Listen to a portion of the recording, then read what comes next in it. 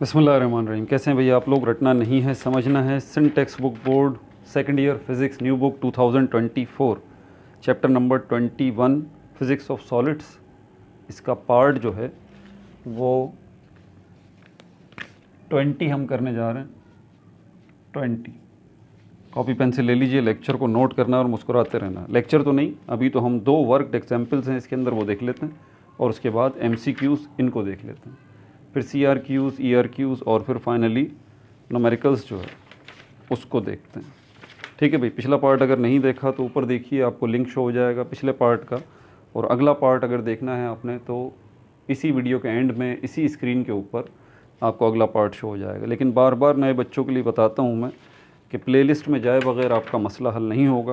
Playlist में आप कैसे पहुँचेंगे? इसी स्क्रीन के नीचे देखें, लोगो नज़र आ रहा है आपको। रटना नहीं, समझना है, उस पर क्लिक करें, पेज खुल जाएगा। वहाँ देखें प्लेलिस्ट का ऑप्शन होगा, उस पर क्लिक करें, प्लेलिस्ट आपके सामने आ जाएंगी। 12 फिज़िक्स की प्लेलिस्ट में चले जाइए, पिछले सारे चैप्टर्स की वीडियोस, लेक्चर्स वहाँ मौजूद हैं। चैप्टर नंबर 15, 16, 17, 18, 19, 20 और ये 21 तक। इसके अलावा 12 केमिस्ट्री कंप्लीट बुक में ऑलरेडी बना के अपलोड कर चुका हूँ। पूरे के पूरे 13 चैप्टर 12 केमिस्ट्री की प्लेलिस्ट होगी, उस पर क्लिक कीजिए। 12 केमिस्ट्री के सारे चैप्टर्स आपके सामने आ जाएंगे। प्लस उसमें एक ग्रैंड टेस्ट भी है नॉमेनक्लेचर का, ऑर्गेनिक नॉमेनक्लेचर का। 2 घंटे का लगभग वो ग्रैंड टेस्ट है जिसमें सारे नॉमेनक्लेचर एक जगह मैंने इकट्ठे कर दिए हैं। तो वो टेस्ट है, उसको अटैम्प्ट करें, बार बार अटैम्प्ट करें, ताकि ये जो आपके सर पे तलवार लटक रही है ना, ये नॉमेनक्लेचर्स की, आप इससे आपकी जान छूट जाए। और उसी वीडियो में मैंने सोल्यूशंस भी बताए हैं। इनऑर्गेनिक नॉमेनक्लेचर की वीडियो अलग है। इसके अलावा first year chemistry, 11th chemistry की प्लेलिस्ट देखें, वहाँ मौजूद होगी। 11th केमिस्ट्री कंप्लीट बुक जो है वो भी मैं बना के अपलोड कर चुका हूँ। इसके अलावा मैट्रिक पाकिस्तान स्टडी वो चल रही है अभी, और भी दीगर वीडियोज़ हैं। तो वर्कड एग्जाम्पल्स की तरफ चलते हैं।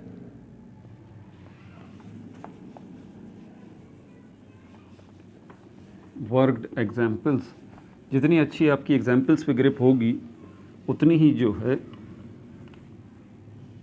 आप एक्चुअल न्यूमेरिकल्स को जो है वो सॉल्व कर सकते हैं। ठीक है, एग्जाम्पल ये है हमारे पास 21.1। इसका डेटा मैं आपके सामने बना देता हूँ और इस एग्जाम्पल को पढ़ के भी आपको बता देता हूँ ये आपसे एग्जाम्पल बोल क्या रही है। ठीक है भाई, ये रही है example.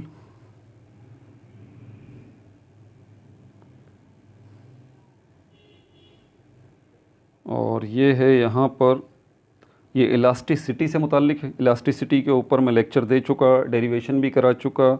Elastic modulus, share modulus, bulk modulus, ये सब मैं करवा चुका। प्लेलिस्ट में देखें, इसका लेक्चर मौजूद है, उसमें डेरिवेशन भी मैंने करवाई है। और ये पेज नंबर आपका 133 है। एक वर्कड एग्जाम्पल 21.1। इसमें आपसे बोल रहा है कि ये अजीब व गरीब किस्म की इन्होंने प्रॉब्लम बनाई है। बहरहाल आपके जिस्म के अंदर ये जो आपकी टांग है, इसमें ये जो आपकी रान है, थाई जिसको कहते हैं हम, इसकी अंदर जो हड्डी है इसको फेम्योर कहा जाता है इंग्लिश में। ठीक है, तो इसकी जो लेंथ है उसके ऊपर बात हो रही है। Calculate the change in length of the upper leg bone the femur. Femur है या फीमर इसकी प्रोनाउंसिएशन है। When a 70 kg man support 62.0 kg of its mass on it. 70 kilo वज़न है उस शख्स का। ठीक है, उसने अपनी इस रान के ऊपर, थाई के ऊपर, इस हड्डी के ऊपर वज़न जो रखा हुआ है वो 62 kg का है। वज़न पड़ेगा। हमारी बॉडी जो है, इसमें जो हड्डियां हैं उसमें इलास्टिसिटी भी होती है, आपको बताऊं पहले मैं बात। ठीक है, स्ट्रेच भी हो जाती है, खिंच भी जाती है। तो ऑब्वियस सी बात है, जब वज़न पड़ेगा, ये वज़न क्या है? ये स्ट्रेस है। तो स्ट्रेस की वजह से स्ट्रेन प्रोड्यूस होगा आपकी इस फेमर में, इस हड्डी में, इस थाई बोन में। एग्जैक्टली तो उसी की वो बात कर रहा है कि अगर आप 70 किलो आपका वज़न है, ठीक है, और 62 kg का वज़न आप इसके ऊपर रख देते हैं, बोन जो है, अगर आप उसको सपोज़ करें, या आपकी बोन एक रॉड के बराबर आप इसको कंसीडर कर लें कि ये बोन नहीं है बल्कि ये एक रॉड है। ठीक है, और इसकी लेंथ कितनी है? उसने बताया 40 सेंटीमीटर। और इसका रेडियस कितना है? उसने बताया 20.0 सेंटीमीटर। यंग्स मॉड्यूलस बोन का उसने हमें 19 × 10⁻⁹ न्यूटन पर स्क्वायर मीटर ये हमें दिया है। तो आपसे पूछ क्या रहा है यहाँ पर, चेंज इन लेंथ, ये आपसे पूछ रहा है कि लेंथ में क्या चेंज आएगा, ये बता दीजिए। अब इसका डेटा मैं आपके सामने रख देता हूँ। चेंज इन लेंथ को डेल्टा एल से रिप्रेजेंट करेंगे हम। चेंज इन लेंथ को डेल्टा एल या कैपिटल एल कर लें इसको। ये उसने आपसे पूछा है, क्वेश्चन मार्क इसके ऊपर आ गया। Mass of man, mass of man वो जो इंसान है उसका वज़न कितना है, 70 किलोग्राम उसका वज़न है।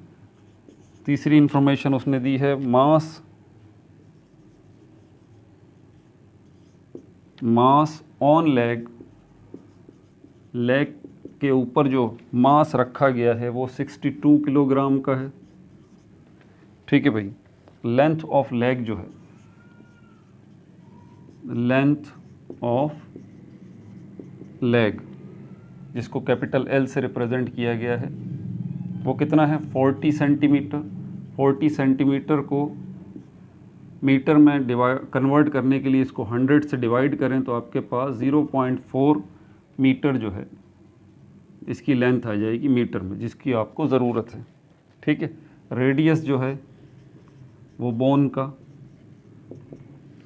रेडियस ऑफ बोन, बोन का रेडियस जिसको आर, स्मॉल आर से रिप्रेजेंट करते हैं, वो कितना है, 22 सेंटीमीटर। 2 सेंटीमीटर उसका रेडियस है। इसको भी आप कन्वर्ट करेंगे मीटर में तो इसको भी 100 से डिवाइड कर देंगे तो ये आ जाएगा 0.02 मीटर। रेडियस भी आपके पास मीटर में आ गया। यंग्स मॉड्यूलस, यंग्स मॉड्यूलस जिसको कैपिटल वाई से रिप्रेजेंट हम करते हैं वो उसने बताया है 19 × 10⁻⁹ न्यूटन पर स्क्वायर मीटर। ठीक है भाई। इसके सोल्यूशन की तरफ चलते हैं। क्या वो आपसे पूछ रहा है, वो आपसे पूछ रहा है चेंज इन लेंथ। कौन से फार्मूले से पता चलेगा, इसी फार्मूले से पता चलेगा, यंग्स मॉड्यूलस वाले फार्मूले से। फोर्स मल्टीप्लाई बाय लेंथ और change in length multiply by area. लेकिन यहाँ पर जो है आपके पास फोर्स नहीं है, तो पहले फोर्स फाइंड आउट करने के लिए आप क्या करेंगे, first find force, first find F. तो एफ को फाइंड आउट करने के लिए आप क्या करेंगे, और दो चीज़ें असल में यहाँ पर मिसिंग है। ठीक है। एक तो एफ जो है वो मिसिंग है, ये भी मिसिंग है, और दूसरा क्रॉस सेक्शनल एरिया। ये एरिया जो है असल में ये क्रॉस सेक्शनल एरिया है। तो ये दोनों चीज़ें मिसिंग हैं। पहले इन दोनों को आप फाइंड आउट कर लें। पहले हम जो है वो एफ़ को फाइंड आउट कर लेते हैं। और एफ़ को फाइंड आउट करने के लिए हमारे पास वेट का फॉर्मूला है, W = mg। वेट असल में फोर्स ही होती है। ठीक है। तो ये जो फोर्स लग रही है वो वेट ही है, तो ये F = mg हो जाएगा। और मास आपको पता है, मास यहाँ पर हमारे पास कितना है, 62 मल्टीप्लाई बाय 9.8। ग्रेविटी की वैल्यू आ गई है हमारे पास, करते हुए आ रहे हैं आप मैट्रिक्स से, और ये हमारे पास आ जाएगा 607.6 न्यूटन। ये फोर्स का मसला हमारे पास हल हो गया। ठीक है भाई। फोर्स का मसला हमारे पास हल हो गया। अब दूसरे मसले की तरफ चलते हैं। क्रॉस सेक्शनल एरिया जो हमसे बोल रहा है कि फाइंड आउट कीजिए cross sectional area. Cross sectional area का फॉर्मूला πr² है। πr², पाई की वैल्यू 3.14 मल्टीप्लाई बाय रेडियस जो है यहाँ पर मीटर में जो हमने निकाला था। ठीक है भाई। कितना निकाला था, 0.02। इसको आप सॉल्व करेंगे तो आपके पास जवाब आ जाएगा 1.256 × 10⁻³ square metre. 1.256 × 10⁻³ square metre. Area भी आपके पास आ गया, फोर्स भी आपके पास आ गई, एरिया भी आपके पास आ गया। अब आप इस फॉर्मूले को आसानी से इस्तेमाल कर सकते हैं। और इसमें ये जो है आपका टारगेट आपका ये है चेंज इन लेंथ, तो इसको यहाँ लेके आएँ। यंग्स मॉड्यूलस को यहाँ लेके आए, ठीक है। तो ये चेंज इन लेंथ जो है यहाँ आ जाएगा, फोर्स यहाँ पर आ गई मल्टीप्लाई बाय लेंथ यहाँ पर आ गई, यंग्स मॉड्यूलस यहाँ पर आ गया और ये एरिया आ गया। फोर्स कितना आपने फाइंड आउट किया है? फोर्स जो है आपके पास आया है 607.6 Newton, 607.6 Newton multiply by length जो है वो कितनी है मीटर में, 0.4 मीटर है, ठीक है। यंग्स मॉड्यूलस 19 इंटू 10⁻⁹ है और मल्टीप्लाई बाय 1.256 इंटू 1.256 इंटू 10⁻⁻³ आप इसको सॉल्व करेंगे तो चेंज इन लेंथ जो है वो आपके पास आएगा 1.018 इंटू 10⁻⁻5 मीटर, ठीक है भाई। चेंज इन लेंथ ये आपने फाइंड आउट कर लिया, ठीक हो गया भाई। दो ही एग्जाम्पल हैं, वर्कड एग्जाम्पल 21.2 देख लेते हैं, 21.2 देख लेते हैं। इसमें आपसे क्या बोल रहा है 21.2 के अंदर, 21.2 के अंदर आपसे बोल रहा है ये शेयर मॉड्यूलस वाली है, ठीक है। एक रेक्टेंगुलर ब्लॉक है, ठीक है, उसका अपर एरिया जो है वो आपको दे रहा है, रेक्टेंगुलर ब्लॉक है उसका अपर एरिया, अपर सरफेस का जो एरिया है उसने बताया 0.25 स्क्वायर मीटर, और जो लोअर फेस है नीचे वाला जो है वो फिक्स्ड है, वो एक जगह पर फिक्स आपने किया हुआ। The height of the block, block की हाइट जो है 1.5 सेंटीमीटर है। शियरिंग फोर्स जो कि टॉप फेस पर लगेगी उससे डिस्प्लेसमेंट जो क्रिएट होगा वो 0.0152 मिलीमीटर है। Find the strain, stress and shearing force, तीन चीज़ें वो आपसे बोल रहा है। स्ट्रेस भी फाइंड आउट कीजिए, स्ट्रेन भी फाइंड आउट कीजिए, शेयरिंग फोर्स भी आप फाइंड आउट कीजिए। मॉड्यूलस ऑफ रिजिडिटी जो है उसने आपको दिया हुआ है 4.5 इंटू 10⁻10 न्यूटन पर स्क्वायर मीटर, ठीक है भाई।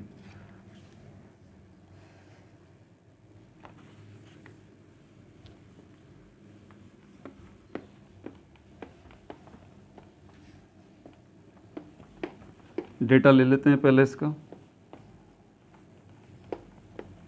पहली इंफॉर्मेशन जो उसने आपको दी है, area under shear, area under shear. ये जब प्रॉब्लम्स आपके सामने आए ना तो ये बात आप याद रख लें। सबसे पहले आप देखें ये मॉड्यूलस कौन सा है, मेन चीज़ वो है, ये इलास्टिक मॉड्यूलस है, ये शियर मॉड्यूलस है या ये बल्क मॉड्यूलस है, क्योंकि तीनों के केसेस अलग अलग हैं, तीनों के फार्मूलाज अलग अलग हैं। ये जो हमारे पास केस है ये शियर मॉड्यूलस वाला है, तो एरिया अंडर शियर वो है 0.25 स्क्वायर मीटर। हाइट जो है वो ब्लॉक की, हाइट ऑफ ब्लॉक वो है हमारे पास 1.5 सेंटीमीटर, 1.5 सेंटीमीटर। इसको मीटर में कन्वर्ट करेंगे तो फिर आपको इसको 1.5 को 100 से जो है 1.5 को डिवाइड करना पड़ेगा 100 से, ठीक है। तो ये आपके पास आ जाएगा 0.015 मीटर, ठीक है भाई। इसको अगर आप साइंटिफिक नोटेशन में लेके आना चाहते हैं तो पॉइंट यहाँ से यहाँ ले आइए, ठीक है, 1 और 5 के दरमियान, तो ये बन जाएगा 1.5 इंटू 10⁻⁻² मीटर। तो ये दोनों वैल्यूज़ हैं, कोई सी भी ले लें आप, ये वाली ले लें या वो वाली ले लें। डिस्प्लेसमेंट जो है, displacement of top face, displacement of top face, ये असल में क्या कितना है, ये 0.0152 मिलीमीटर। अब एक मीटर के अंदर अगर आप देखें, ये बात आप याद रख लें, एक मीटर के अंदर जो है वो 100 सेंटीमीटर होते हैं और एक सेंटीमीटर में जो है वो 10 मिलीमीटर होते हैं, ठीक है। इसको नोट कर लें अपने पास। तो पहले इसको हम जो है वो मिलीमीटर से सेंटीमीटर में कन्वर्ट करेंगे, फिर सेंटीमीटर से मीटर की तरफ हम आएंगे, ठीक है। मिलीमीटर से सेंटीमीटर की तरफ जाएंगे, सेंटीमीटर से मीटर की तरफ आएंगे। तो यहाँ पर सबसे पहले इसको हम 10 से डिवाइड करेंगे। तो 10 से डिवाइड करेंगे तो ये हमारे पास जो जवाब आएगा वो आएगा 0.00152 सेंटीमीटर। इसको हम फिर डिवाइड करेंगे 1000 से, तो ये मीटर में कन्वर्ट हो जाएगा। हमारे पास आएगा कितना होगा पहले ये देख लें। हाँ, इसी को 100 से डिवाइड करेंगे तो 1.52 इंटू 10⁻⁻⁵ मीटर, ठीक है भाई। तो ये आपके पास मीटर में आ गया 1.52 into 10⁻⁻⁵ metre. Modulus of rigidity, modulus of rigidity, ये मॉड्यूलस ऑफ रिजिडिटी ये शेयर मॉड्यूलस के लिए ही इस्तेमाल किया जाता है, ठीक है भाई। जिसको कैपिटल जी से हम इस्तेमाल यूज़ करते हैं, रिप्रेजेंट करते हैं, वो कितना दिया है 4.5 इंटू 10⁻10 न्यूटन पर स्क्वायर मीटर, ठीक है भाई। शेयर स्ट्रेन आपसे पूछ रहा है वो, ये बताइए। शेयर स्ट्रेस आपसे पूछ रहा है वो, ये बताइए। और शेयरिंग फोर्स ये आपसे पूछ रहा है वो, ये बताइए, ठीक है भाई। इसके सलूशन की तरफ चलते हैं। 3 चीज़ें उसने हमसे बोली हैं। पहले शेयर स्ट्रेस को देख लेते हैं, इसको शेयर स्ट्रेस को। तो शेयर स्ट्रेस जो है ये किसके बराबर होता है, ये बराबर होता है डेल्टा एक्स अपॉन एल के, ठीक है। ये डेल्टा एक्स असल में डिस्प्लेसमेंट को रिप्रेजेंट कर रहा है और एल जो है ये हाइट को रिप्रेजेंट कर रहा है। ये मैं बता दूं, डेल्टा एक्स डिस्प्लेसमेंट को रिप्रेजेंट कर रहा है और एल जो है ये हाइट को यहाँ पर रिप्रेजेंट कर रहा है। तो डिस्प्लेसमेंट हमारे पास कितना है, हमने निकाला था 1.52 into 10⁻⁻⁵ metre divided by length कितनी है 1.52 इंटू 10⁻² मीटर। तो इसका जवाब जो आएगा वो हमारे पास आएगा 1.01 इंटू 10⁻⁻3, ठीक है भाई। ये हमारे पास आ गया क्या, stress, shear stress. Shear strain आ गया, सॉरी शेयर स्ट्रेन है ये। शेयर स्ट्रेस का फॉर्मूला भी लगाता हूँ, शेयर स्ट्रेन है ये, sorry shear stress.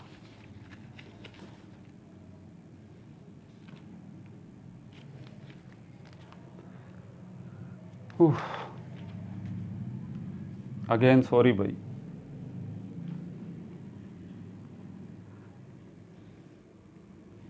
Again sorry. असल में मैंने ये पहले और बाद के चक्कर में जो ना मैंने सॉल्यूशन जो बनाया था इसका, तो शेयर स्ट्रेस को मैंने पहले लिखा था। हाँ सही है, शेयर स्ट्रेन का ही फॉर्मूला है ये, बिल्कुल सही है। शेयर स्ट्रेन का ही फॉर्मूला है ये, ठीक है। कभी कभी जहन डबल माइंडेड भी हो जाता है भाई। तो ये शेयर स्ट्रेन का ही फॉर्मूला है।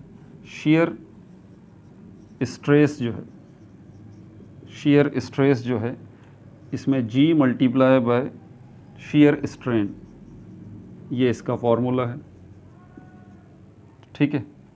तो हमारे पास G की वैल्यू कितनी है 4.5 इंटू 10⁻10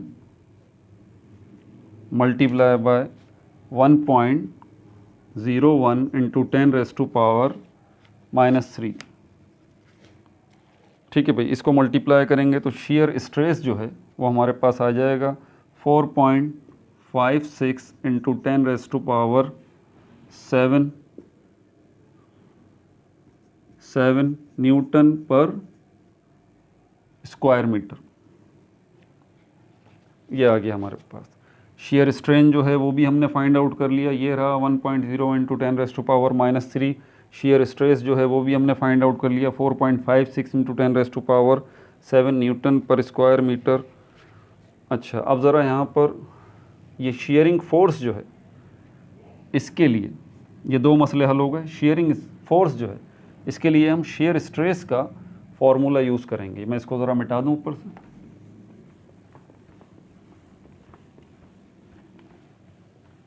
एक फॉर्मूला और है, ठीक है, शेयर स्ट्रेस का ही एक फॉर्मूला और है, फोर्स अपॉन एरिया। तो यहाँ पर फोर्स अपॉन एरिया है, शेयर स्ट्रेस आप ऑलरेडी फाइंड आउट कर चुके हैं पहले ही, ये रहा शेयर स्ट्रेस 4.5 वाला, ठीक है, 4.56 इंटू 10⁻7 न्यूटन पर स्क्वायर मीटर। इसको इस्तेमाल करेंगे, एरिया को यहाँ ले आइए तो फोर्स यहाँ पर आ जाएगा, ये एरिया मल्टीप्लाई हो जाएगा, शेयर स्ट्रेस जो है ये मल्टीप्लाई हो जाएगा एरिया से।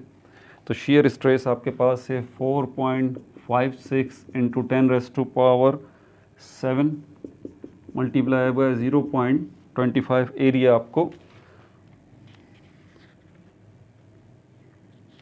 गिवन दिया हुआ उसने, ठीक है। इसको डिवाइड करेंगे तो फोर्स आपके पास जो है वो आ जाएगा, कैलकुलेटर पे देखें 111400 और 3 ज़ीरो इसके साथ और लगेंगे। पॉइंट इस जगह पर होता है, इस पॉइंट को उठा के आप यहाँ लेके आएंगे तो 3 3 6 7 डिजिट को क्रॉस करके आ रहा है ये पॉइंट, तो ये हो जाएगा 1.14 इंटू 10⁻7 न्यूटन, ठीक है भाई। ये आपके पास फोर्स भी फाइंड आउट हो गई, ठीक है। अब हम MCQs की तरफ चलते हैं।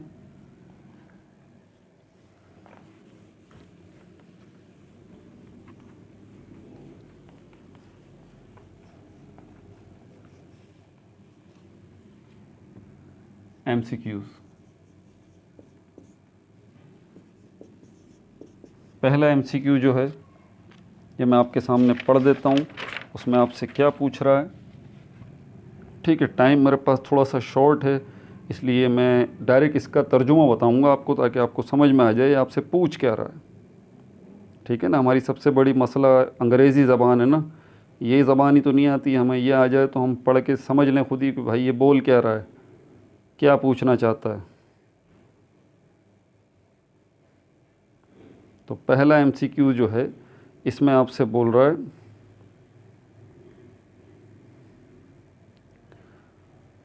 वो कौन सी प्रॉपर्टी है किसी बॉडी की जिसकी मदद से वो बॉडी को अगर डी शेप किया जाए और फोर्स को रिमूव किया जाए तो वो बॉडी दोबारा अपनी असली हालत में आ सकती है। इस प्रॉपर्टी को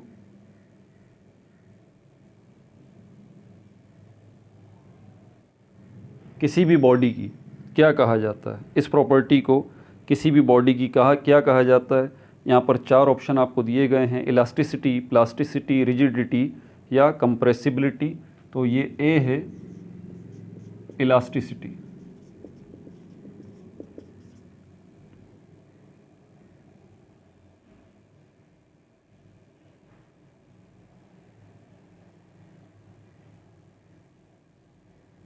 ए है ये इलास्टिसिटी।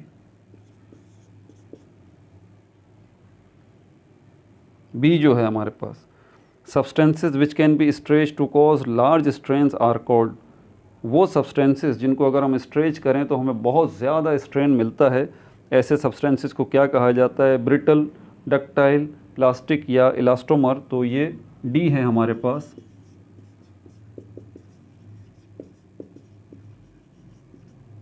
इलास्टोमर, ठीक है भाई। नंबर 3 जो है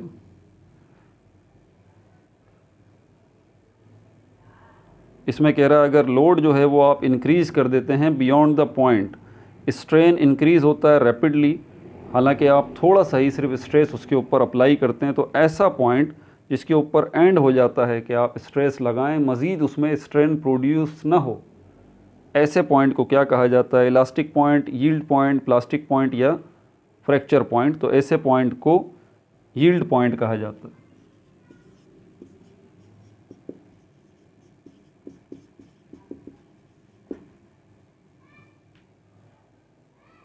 क्या कहते हैं, यील्ड पॉइंट। नंबर 4 जो है हमारे पास बल्क मॉड्यूलस का बोल रहा है रेसिप्रोकल क्या है, कंप्रेसिबिलिटी है, वॉल्यूम स्ट्रेस है, मॉड्यूलस ऑफ रिजिडिटी है या वॉल्यूम स्ट्रेन है। तो ए है इसका कंप्रेसिबिलिटी।